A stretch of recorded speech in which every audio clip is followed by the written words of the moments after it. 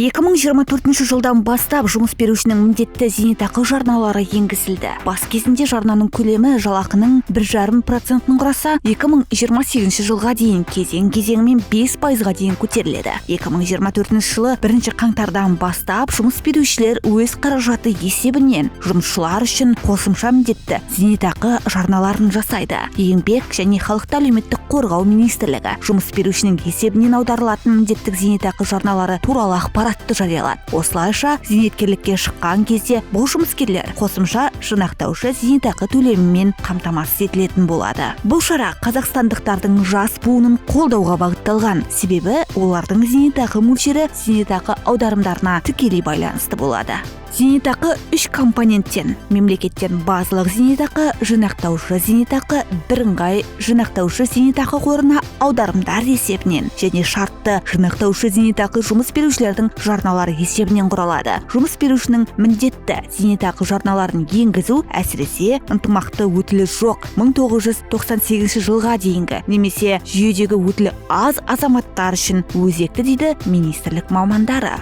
Осылайша азаматтарды зейнетақымен қамтамасыз ету үшін мемлекеттің, жұмыс берушінің және қызметкердің қатысуымен ортақ жауапкершілік болады.